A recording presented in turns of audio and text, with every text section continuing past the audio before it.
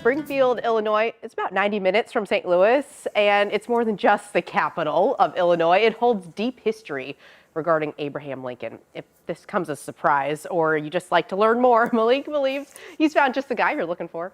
Yeah, Dana, I had the opportunity to have a sit-down conversation with an award-winning author whose recent publishings gives us all just, a historical insight, but a first-person view on the 16th president's life. You guys have got to check this out.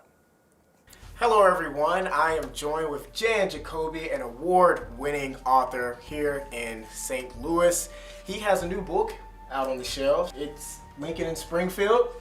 Can you talk about that a little bit for us? Sure. Lincoln in Springfield has him from 1837 to 1849, and that takes him through his beginning early adulthood, when he's becoming a lawyer.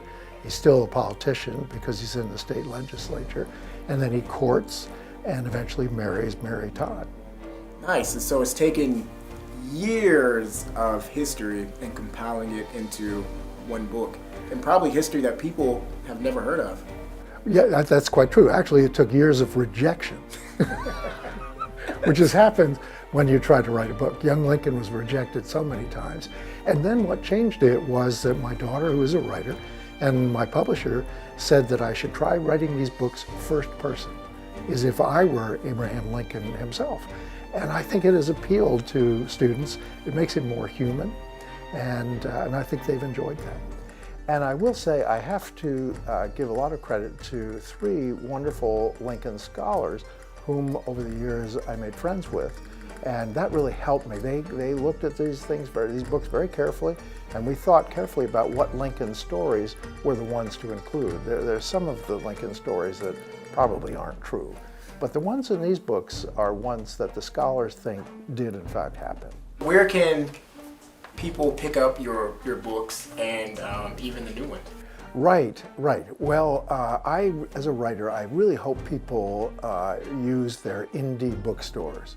There's so many of them in St. Louis. The one that's been so good to me is Subterranean Books in the Loop, and then there's the Novel Neighbor in Webster Groves, there's Left Bank Books, there's the Webster Groves Bookshop, and there are, again, smaller ones all over. There's one wonderful one in Washington, Missouri, called Neighborhood Reads. And so for anybody who's out there, that's a good place to go. Who is the demographic?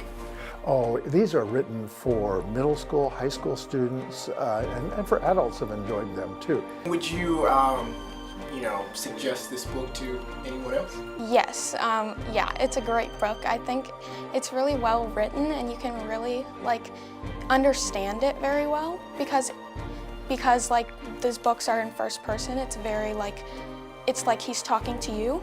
Would you recommend these books to? Absolutely.